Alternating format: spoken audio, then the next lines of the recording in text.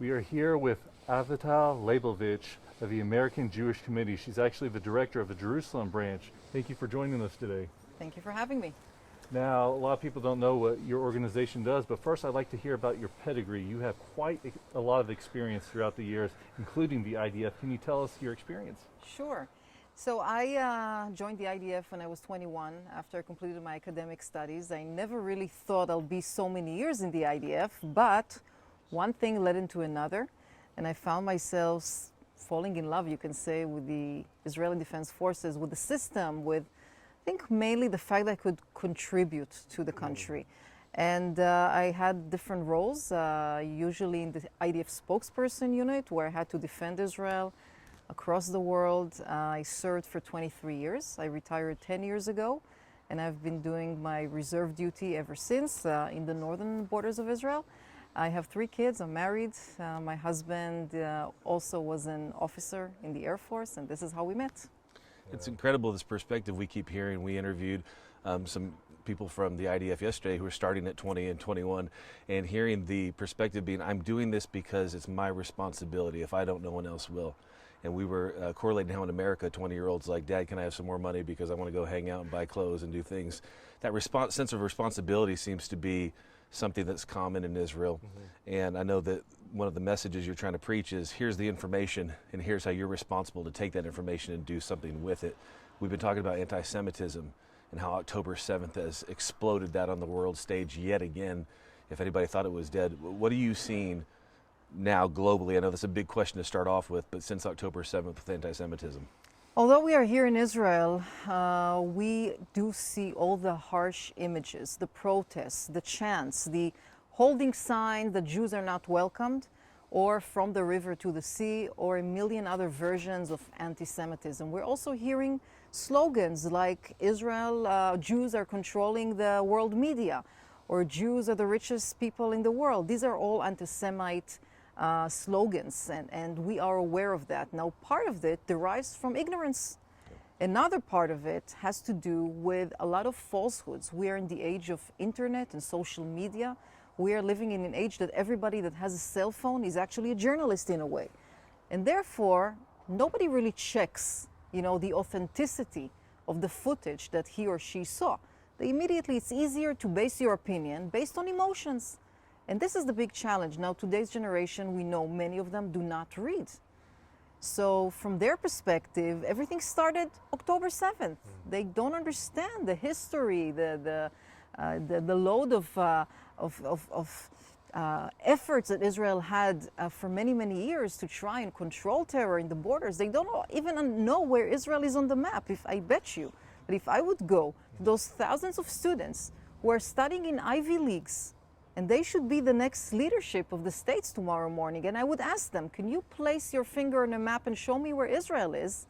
I doubt that 10% would know. So that's the age we're living with, and here we have to acknowledge the situation, enrich the population with the facts, with the right details, with the right footage, with the right information, so they would use this as ammunition to continue and stand by Israel. Each generation seems to get a little more focused on themselves and separated from history. About 15 years ago, we were in Germany with a pastor who said that they were a generation away from the Holocaust never existing because they didn't speak about it to the generation below. And now, like you're saying today, if it isn't on TikTok, then it must not have happened. That's a terrifying position to be in. It is. I have to say that I'm a daughter of a Holocaust survivor. My father was born in Poland in 1940. And I came to Israel in 1949, just 1 year after it was founded. And he couldn't be more proud than to see my service in the army and our kids' service in the army as well. October 7th, 6:29, I wake up to the sound of explosives. And I don't live next to Gaza. Gaza is 100 kilometers from here. But it was Saturday morning, it was a holiday. We were all sleeping, it was early. Within seconds, I understood something was going on because my alert app on the phone went berserk. The next thing I did was to call my father. My father is a religious man, and every Saturday he goes to synagogue. Now, he observes Shabbat, observes the Saturday, the Sabbath, and he doesn't have any means to, doesn't open the TV or the radio. He doesn't know that there's something going on. And I was concerned that he would go and rockets began flying here. So the first thing, I called him up and I told him, stay at home, prepare your shelter. Of course, I prepared my shelter as well. The next thing I did was wake up my 3 kids and my husband, which of course can sleep even when a tank goes around him. And 2 o'clock I received a phone call from my commander in the reserve duty. My reserve duty it's 2 miles from the Lebanese border. I packed a bag. I had no idea for how long I'm traveling to and how long I will stay there, but I packed a bag and I went there. I was there for 52 days. I came home for 2-3 weekends, but that's it. I was there next to the border, and that was a deserted place, of course. At the same time, my husband went to reserve duty in the Air Force. At the same time, my oldest daughter went to reserve duty in the South Command for 60 days. And at the same time, I have a son who is in a special combat unit in a regular service, so he was not there as well. So 4 out of 5 of us on October 7th found ourselves as part of protecting this country. And my story is not unique because there are 300,000 reservists just like me. And I think it's an indication of the huge amount of patriotism that the people of Israel have living here. Yes. That, And the size of the population, you can't afford not to have that many reservists to protect you. Right, we have no choice, and if you would come here on October 8th, you will see that roads, just main highways, were filled with, like, they turned into parking lots because so many people showed up that they had nowhere to park inside the base, so they practically parked on the main highways. You would see huge, long lines of cars, miles and miles from the entrance to the base, because just people left everything, their families, their work, packed bags, and went to the base out of pure and huge motivation to do whatever they can, whatever needed to contribute to defending the country. it's sad that type of patriotism is what started America, and yet it's not seen today anywhere. If I look around, especially in the youth, it's something that we could definitely learn from Israel. I think the mandatory service creates a difference in the sense of accountability for each individual. And when you finish the army, you hear when you're 21 or 22, it's very different from a 21-year-old American who, you know, is looking for a job or just figuring out his 4th year in college or things like that. It's very different. Definitely. One of the, I don't know if to call it disgusting or horrific things we found upon the bodies of those who infiltrated on October 7, those Hamas terrorists who infiltrated on October 7, we found receipts that it was an indication to sums of money they were paid for to kill Jews. Now, when I tell you something like this, what kind of numbers do you have in your head? Big numbers, thousands. So, since the currency is in shekels, I can help you translate into dollars. Between 20 and 100 shekels, which is $5 to $25 per person. This was the incentive that Hamas gave many of the terrorists just to cross the border and kill as many Jews as possible. Well, here's a question to me, because that's insane, first of all, $5 to $25 at the value of a life. Right. I've worked in different countries where sex trafficking was rampant, talking to parents who were selling their kids for $300. So this number is insanely small. But what happened to the idea that they were doing it strictly for their belief system and religion? All of a sudden, that seems to poke holes in the idea that it's just about their faith if they're wanting to pick up $5. It's not only that. Many of them were drugged. They were drugged, and therefore they were operating in a very, almost an automatic kind of mood. So you're thinking to yourself, wait, if they're so, you know, believe ideologically on Hamas's or Muslim Brotherhood agenda, why do they need drugs? Why do they need payments? Unless it's a part of that ideology. And we know, because we found so many millions of dollars and shekels hidden in Hamas safes in the tunnels. We found tens of millions of dollars, hundreds of millions of dollars and shekels in the tunnels hidden. So the money was a part of the system. See, this again, this little bit of information that brings education to the idea that everyone out there in a college campus somewhere who is arguing that these people for their religion and their faith alone are being persecuted shows that that's not even the case. Drugs, payment, coercion, manipulation of young lives to take lives, that is at the heart of Hamas and what's happening, and even more reasons why they have to be stopped. Just recently, I believe it was back April 14th or 15th, it was a attack from Iran. This was historical. Never in history has Iran directly attacked Israel. It's always been through proxies, through Hezbollah, through Syria. But they sent 300 plus drones and ballistic missiles, cruise missiles.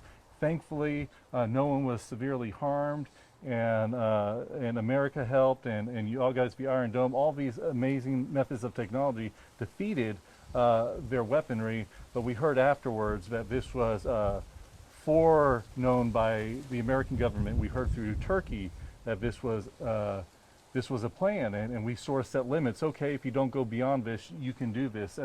To me, that sounds like an allowance of terrorism, that even our country would allow such things as some kind of pacification for this. How can we actually deal with the situation of Iran? They are a bully. How do you deal with this kind of bully? First of all, we need to know that Iran is the main orchestrator, the chief orchestrator of what is going on. Iran is responsible for October 7th at the end of the day. Iran is responsible for the failed situation of Lebanon. It's responsible of the atrocities that were going on in Syria. It's responsible for the amount of ammunition which is going in to Judea and Samaria on a daily basis. So this is the chief orchestrator, but the world needs to understand that Iran is not a sole Israeli issue. It has an impact all over the world. The fact that the Houthis, a remote Yemenite tribe, now Yemen is the weakest, poorest country in the region. How come they have the money to fire a missile 2,000 kilometers, which costs $2-3 million, one missile? Wow. And they fire dozens because Iran is behind it. Now the world needs to come together, sanction Iran, whether it's business, whether it's educational. I mean, 2 weeks ago, I couldn't believe when I saw that the Iranian foreign minister was a guest in the UN in New York. I'm thinking to myself, wait, what do I see here? So as long as they will be embraced and welcomed by the Western world, they will continue. Now Israel is standing in a way as a shield for the Western world. There was no other country ever in history that had to defend itself from 200 drones flying here simultaneously. Never ever. But it showed us two good things. Number one, the defense systems we have here are magnificent, with more than 12 years of experience in Iron Dome and Arrow system, almost 97 success rates of interception. And number two, there was a coalition that worked together with Israel, the US, the primary actor, but there was the UK, there was France, there was Jordan. I think it also speaks about the joint interest and the need to work in a mutual way, to coordinate and to work in order to defend not only Israel, it's not only for Israel, it's for the entire region, also for the world. Yes. And to understand the size differences, talking about a nation with 9 million, maybe just under, and we have 285 million in America, and so to kind of realize that you said 5 fronts earlier, the only nation to stand against that many and to be so small and be able to do that. Right.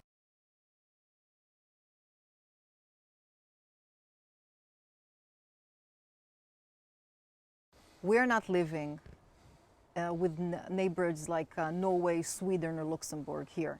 We have 5 fronts we're dealing with the Houthis in Yemen, we have a front with Syria, we have a front with Lebanon, we have a front in Gaza, and we have a front with, in Judea and Samaria with terrorists from Hamas, from Islamic Jihad.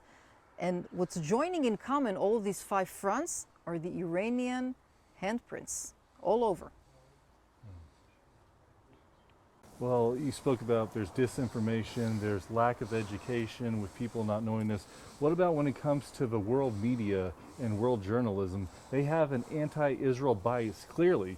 You can't deny it. Why is everybody on the world stage, even including the United Nations, seemingly against Israel? So today in the media world, I think there is a lot of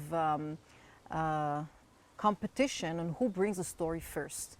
And in order to bring the story first, some of your ethical journalistic values are not being followed. For example, credibility. Is the story credible or not? And I'll give you an example from the war in Gaza. A few weeks after the war began, there was some sort of an allegation that Israel targeted deliberately a hospital. And the media, most of the world media, immediately went out with headlines describing, quoting Hamas sources, which obviously are not objective sources in any way, and they have their own goal to bash Israel globally. And the story was a fake one. Because, first of all, the hospital was standing as it was. The Islamic Jihad, which is another terror movement in Gaza, actually misfired and hit the parking lot of the hospital. But you know, there's only one little question a decent journalist needed to ask that evening, and that is, how many beds are in the hospital? Because the answer is 80. So if the answer is 80, how can you possibly buy the Hamas allegation which says 600 people were killed? How? Just logic, pure logic. Well, you work for the American Jewish Committee, and you were telling me a little bit earlier that y'all have efforts working with organizations, groups, and governments around the world, including the United States. What have you been doing with the United States to help stop the spread of anti-Semitism? So AJC has been one of the oldest Jewish organizations. It was founded in 1906. We have 25 offices in the United States and 15 international offices. Now, anti-Semitism has been, of course, a focal interest for us because we do care about the well-being of the Jewish communities around the world. Since October 7, very unfortunately, we see a surge in the number of incidents in anti-Semitism. As a matter of fact, we reached a point today where Jews are afraid to carry Jewish symbols, such as the Star of David, or maybe a yarmulke, or any dressing item which is perceived to be Jewish. And this is 2024. And we could not live like this in 2024. So we have actually initiated a plan to combat anti-Semitism together with the White House just 1 year ago today. And this plan has a lot of recommendations. This month also marks the month of the Jewish Heritage Month. And we do a lot of activities with mayors all around the US who are respectful of this month. And we have these activities in order to raise the profile, to explain what is the Jewish culture, what is the Jewish religion, and how we can connect with the overall population in the different areas across the United States. Now, in order to combat anti-Semitism, you also need to educate and you need to enforce law. And to educate, we have a lot of workshops which we train different factories, different working places, whether it's firms of law, or whether it's high-tech companies and others, because we have to fight the ignorance. If someone says, well, you're a Jew, you control the media, you figure it out, and they don't even realize it's an anti-Semite saying, we have to teach them and explain to them why it's an anti-Semite saying. So we do those, and with regard to enforcement, we are working with on the federal level, national level, to create laws that would enforce and make sure that those anti-Semites are sitting behind bars. What about on a level of religion, Christians? We know at this time right now, at least in America, the evangelical community is supportive of the Jewish people in Israel, but there's a lot of other religious groups that are against Israel. We know Islam, not all of Islam is against Israel, but certain teachings in the Quran is what Hamas holds to, is why they are persecuting the Jewish people. What can we do across religions, and especially for Christians in America, to stop this spread? Look, I think that we are in favor of trying to partner with as many groups in society that care for Israel. Of course, the Christians are critical mass of these groups. And as someone who served in the army so many years and is still serving in reserve duty, I can tell you that you can see Christians serving in the army in numbers which are growing. As a matter of fact, Israel and the US share many values. Yes. Now, one of the values is respecting the religion, the freedom of religion. And that's the reason why Israel is the only country in this entire Middle East region which you can see a constant growth in the number of the Christian population here. And they're integrated in all walks of life, whether they're doctors or in the high-tech sector, in the military, in the government sector, wherever they are. And I think this is one of the basic indications to what Israel stands for and how it respects the Christian community. So if somebody is just learning about these issues, if somebody wants to play a part, one of the reasons why we're here is to try to bring, again, more awareness to what can you do when you want to help, and they want to get involved in y'all's organization. Where are the materials? What can they do on a personal level to become involved in fighting anti-Semitism? So it's a great question. I think that knowledge is a very powerful asset. And the question is, in the world of global media and pop-ups and notifications 24 hours a day, how do you really get the correct information, which is not false or fake? You can find on our website, ajc.org, a daily update on what's going on in Israel. It's just one pager, but it's very accurate. It's not fake. You can be sure that you're getting the accurate information. Now, Israel also has official sources. For example, COGAT. COGAT, C-O-G-A-T, is the body which facilitates humanitarian aid into Gaza.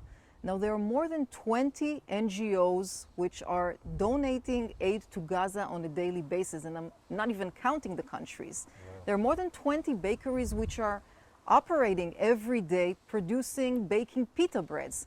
So this is not a remote area in Africa. This is 2 million people who do enjoy at least the best humanitarian aid possible.